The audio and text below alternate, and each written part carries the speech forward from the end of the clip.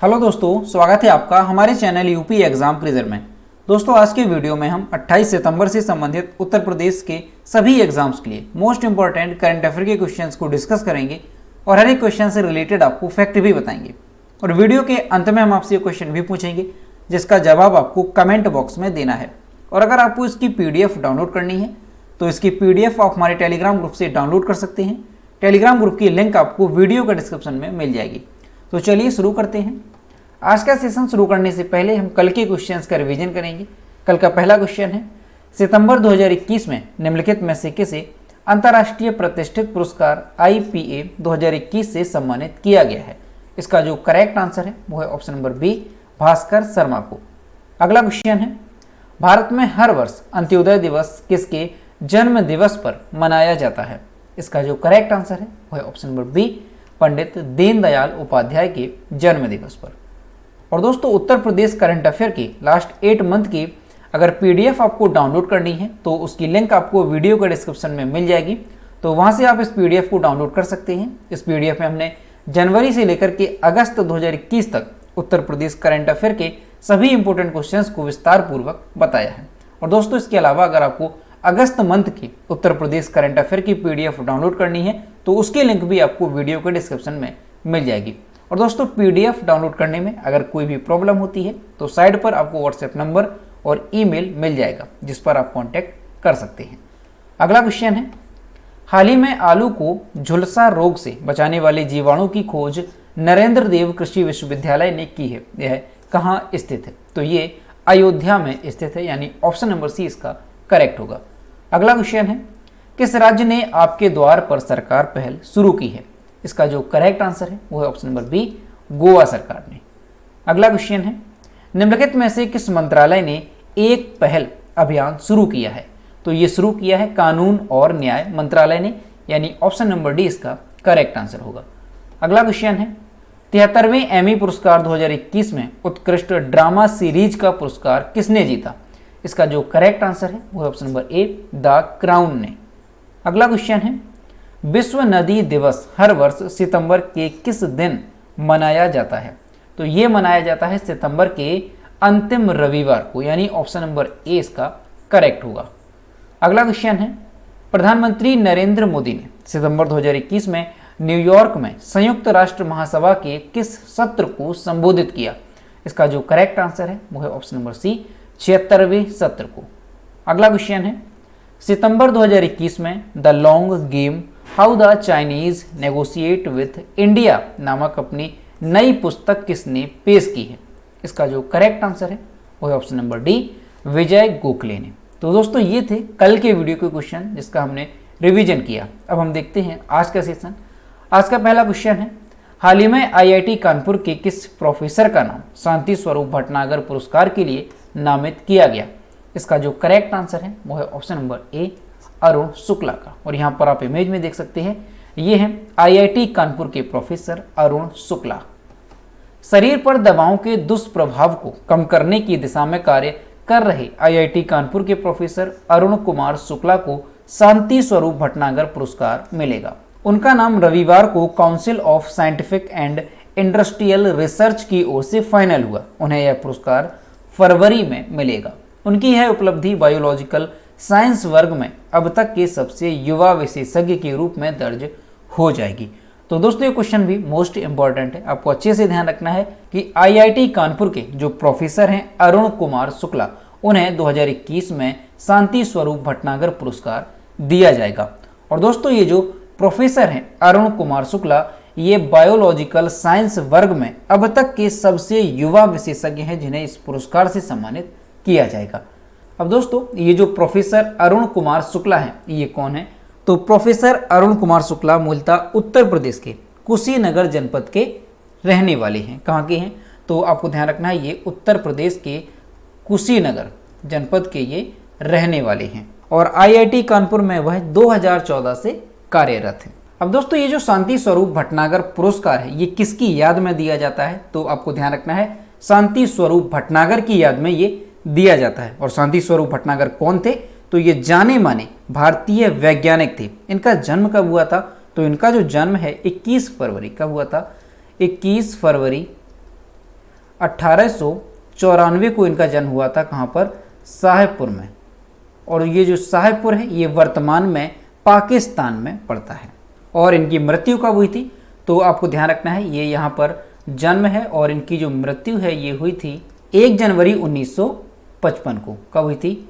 1 जनवरी 1955 को इनकी मृत्यु हुई थी। कहाँ पर? नई दिल्ली में। अब दोस्तों ये जो पुरस्कार है शांति स्वरूप भटनागर पुरस्कार, ये हर साल 7 श्रेणियों में दिया जाता है। अब वो 7 श्रेणी कौन कौन सी हैं तो आपको ध्यान रखना है। जैविक विज्ञान, रासायनिक विज्ञान, तीसरा है पृथ्वी, वायुमंडल, महासागर और ग्रह विज्ञान। चौथी श्रेणी है इंजीनियरिंग विज्ञान, पांचवी है गणितीय विज्ञान, छठवीं है चिकित्सीय विज्ञान और सातवीं है भौतिक विज्ञान। ये 7 श्रेणी हैं जिसमें ये पुरस्कार जो है हर वर्ष दिया जाता है। तो आपको ध्यान रखना है, जो प्रोफेसर अरुण कुमार शुक्ला हैं इन्हें बायोलॉजिकल साइंस वर्ग में शांति स्वरूप भटनागर पुरस्कार दिया जाएगा। अगला क्वेश्चन है, उत्तर प्रदेश सरकार प्रदेश में पहली बार दीपावली के अवसर पर कितने ड्रोन की मदद से अयोध्या में एरियल ड्रोन शो आयोजित करेगी? इसका जो करेक्ट आंसर है वो है ऑप्शन नंबर सी, 500 ड्रोन की मदद से। अयोध्या में इस बार दीपावली खास होगी। उत्तर प्रदेश की योगी आदित्यनाथ सरकार ने 3 नवंबर 2021 को पहली बार अयोध्या में 500 ड्रोन की मदद से एरियल ड्रोन शो की योजना बनाई है। इसके लिए सरकार ने टेंडर भी आमंत्रित किए हैं। अयोध्या में 10 से 12 मिनट के शानदार हवाई शो के जरिए आयोजन को और भी भव्य बनाने का विचार किया गया। इस तरह का एक प्रदर्शन टोक्यो ओलंपिक्स में भी देखा गया था, जहां इंटेल की तरफ से 1824 ड्रोन हवा में छोड़े गए थे। तो दोस्तों आपको ध्यान रखना है कि उत्तर प्रदेश में पहली बार अयोध्या में 500 ड्रोन की मदद से एरियल ड्रोन शो जो है आयोजित किया जाएगा।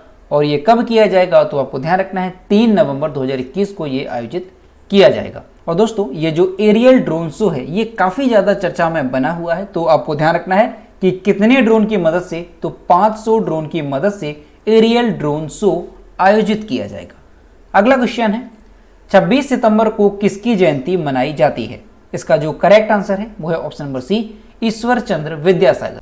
26 सितंबर को महान समाज सुधारक ईश्वर चंद्र विद्यासागर की जयंती मनाई जाती है। उनका जन्म 26 सितंबर 1820 को पश्चिम बंगाल के पश्चिमी मेदिनीपुर जिले के एक निर्धन धार्मिक परिवार में हुआ था और वर्ष 2021 में उनकी 201वीं जयंती मनाई जा रही है।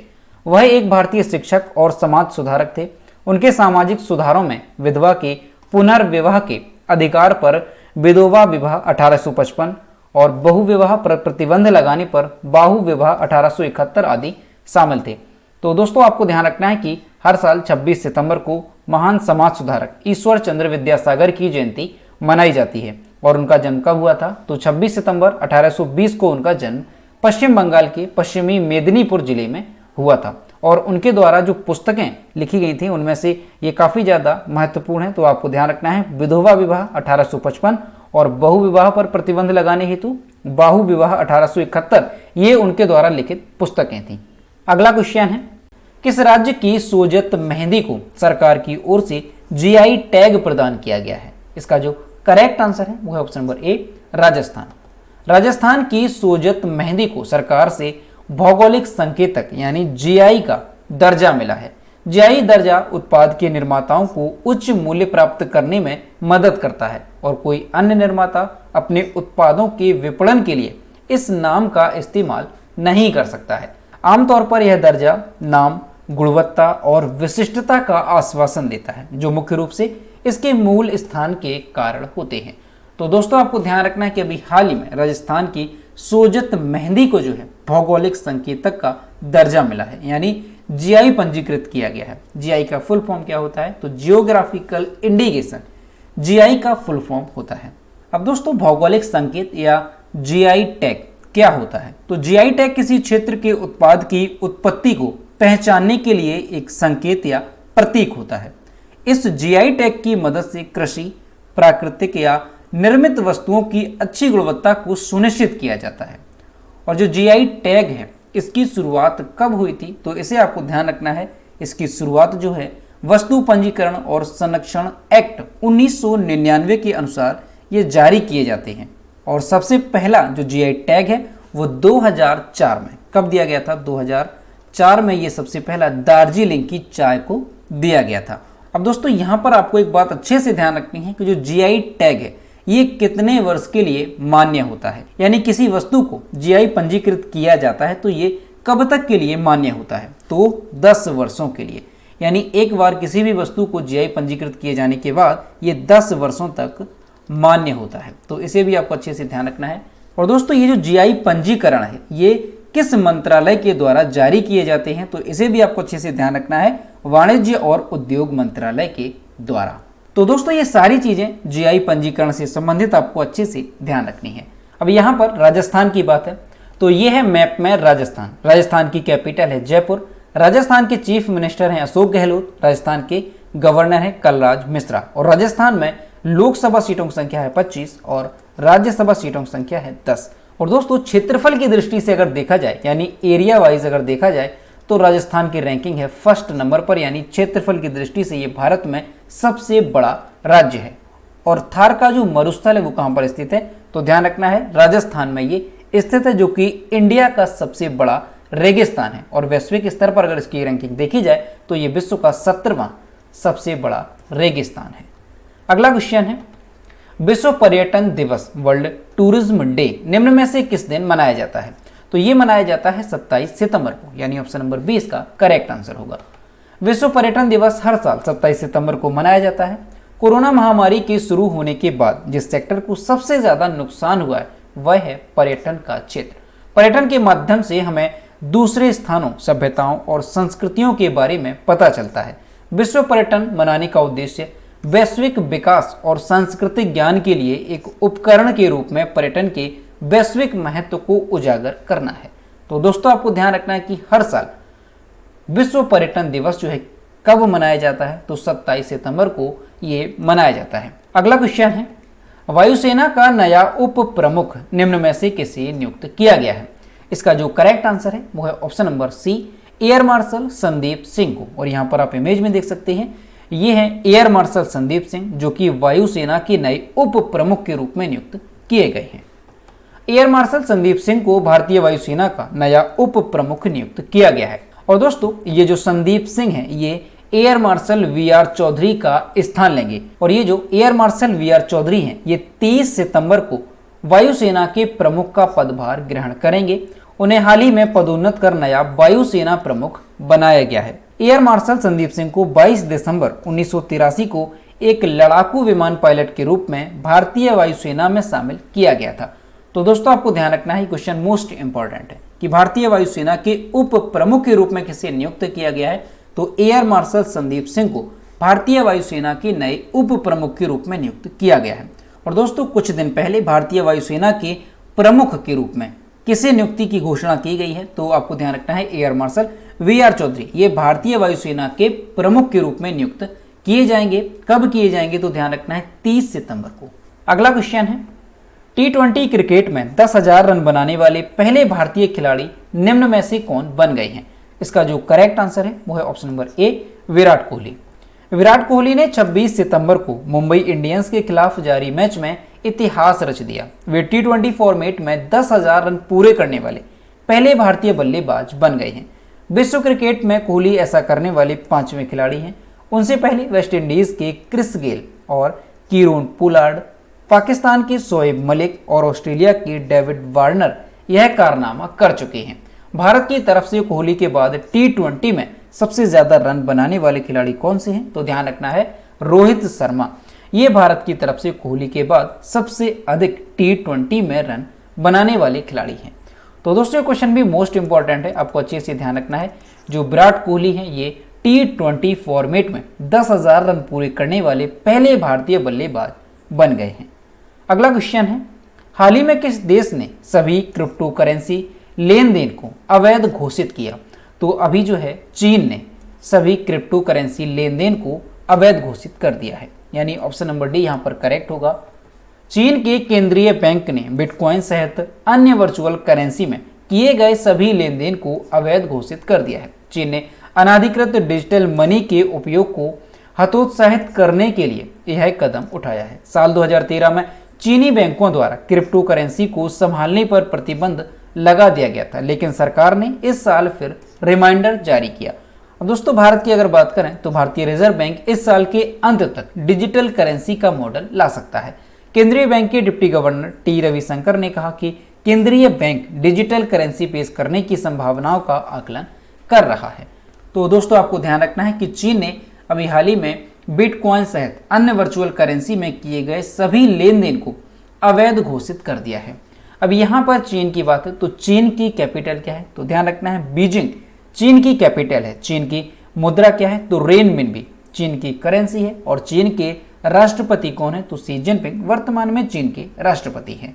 अगला क्वेश्चन है, निम्नलिखित में से कौन सा देश नवंबर 2021 में विश्व बौद्ध सम्मेलन आयोजित करेगा?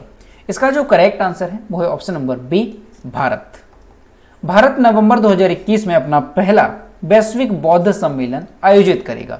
इस कार्यक्रम की योजना भारतीय सांस्कृतिक संबंध परिषद ICCR द्वारा 19 से 20 नवंबर तक नालंदा बिहार के नव नालंदा महाविहार परिसर में आयोजित की जा रही है।